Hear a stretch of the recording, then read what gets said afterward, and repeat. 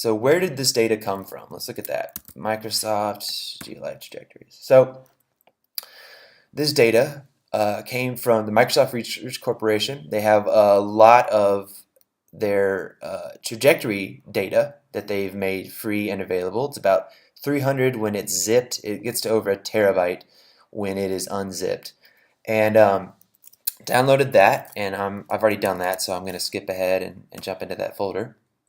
So here it is, and as you can see, the data is set up as a list of users. So 000 is a user, 001 is a user. They have a list of trajectory files, .plt, which is actually just a text file. So we can look at that and see what that looks like. So it is, as you can see, it is a list of latitude and longitude. So this is latitude, longitude. The 0 is ignored. 492, I forget what 492 is. I think it's elevation maybe? No, it's not elevation. I don't remember now. And this is the elevation. Oh, here we go. Altitude is in feet, reserved, 0. And finally, the timestamp, so when this was entered in. And as you can see, these timestamps are very close together. So this is 253.04, 253.10, 253.15. So this is trajectory data showing us what direction we're going.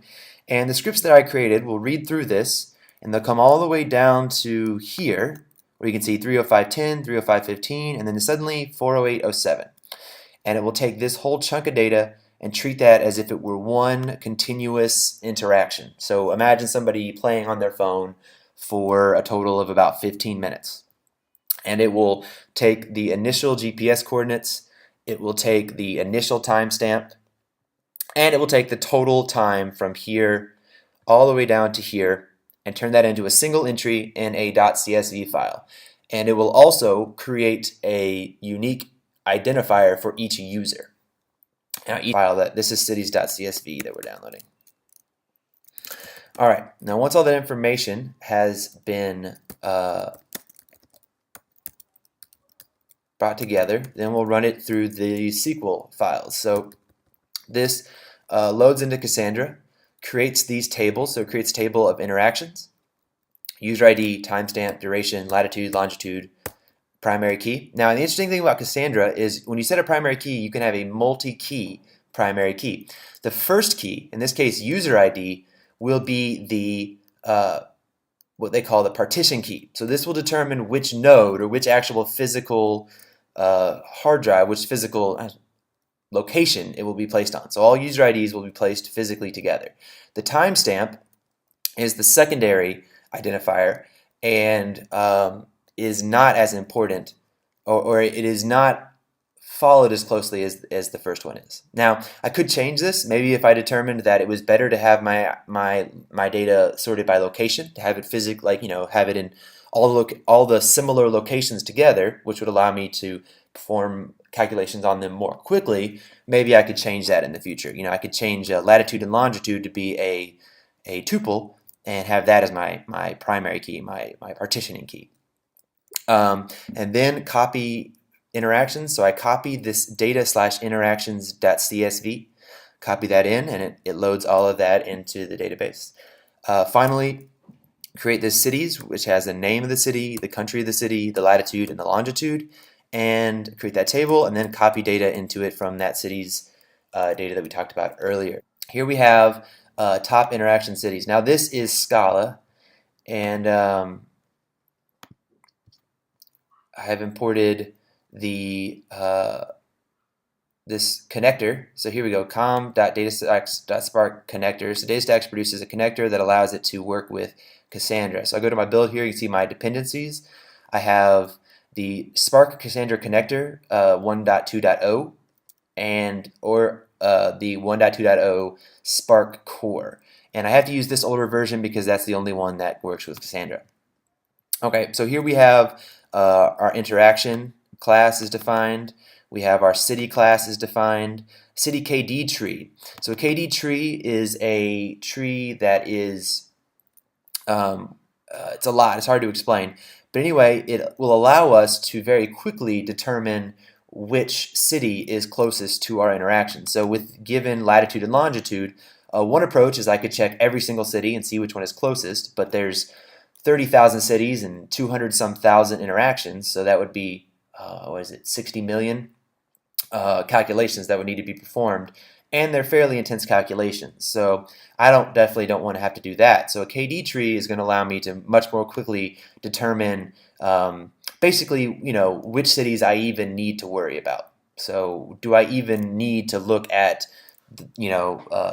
Detroit if I know that it's basically in China somewhere? So I wouldn't even consider Detroit. That's what a KD tree is.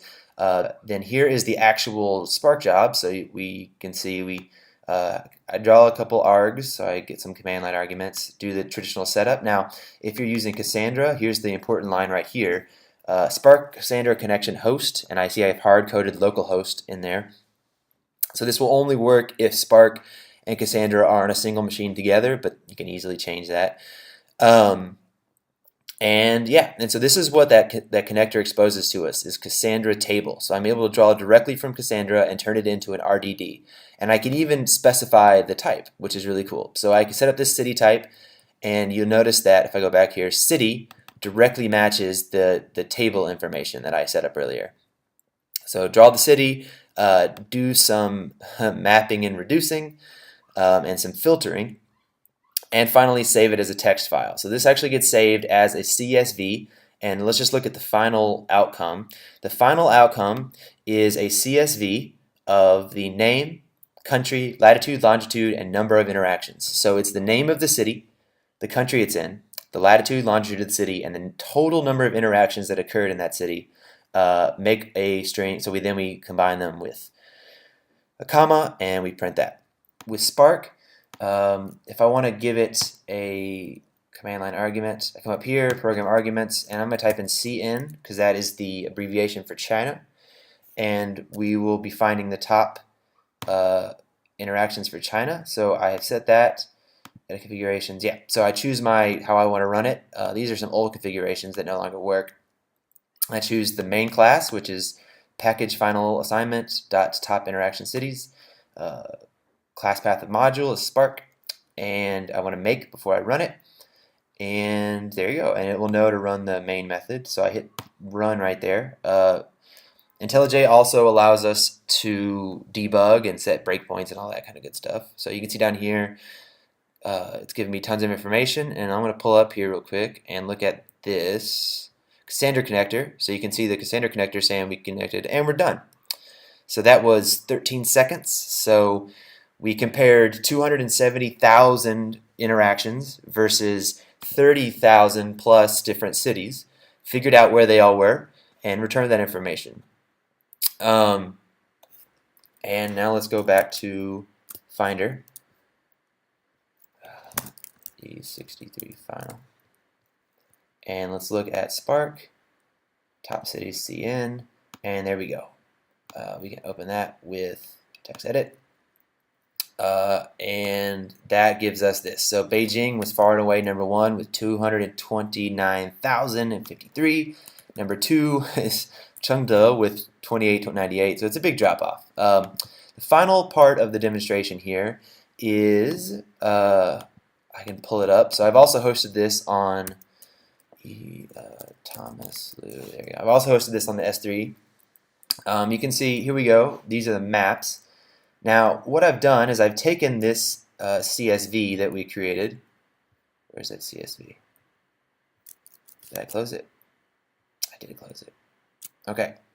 So that CSV file that we created, I put that into my site, and now I can highlight a city, and you can see that it lights up. Now, the problem with this, of course, is that they're all in China, so they just completely cover each other. All of the top cities are in China, because that's where this data was collected. So if we zoom in a little bit, you can see we've got Daqing, Xining, we got Shanghai down here in the south, we've got Beijing, which still utterly dominates. We got Tianjin there nearby, and Dalian, we can look at Dalian, 860 interactions. The US, so the US was currently, I'm moving that data output by hand into my site, so cd site/data. So cd, no, that's not, yeah. Okay, so ll and you can see I have my geodata and my interactions data.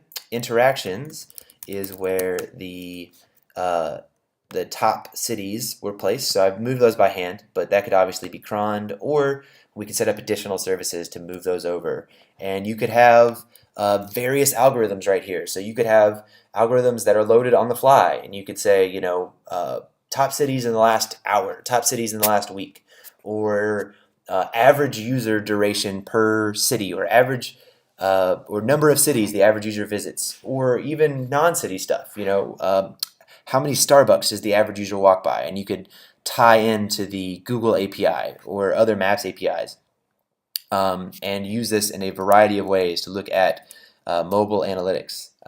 And so far, I have spent $0. So I can show you my management console.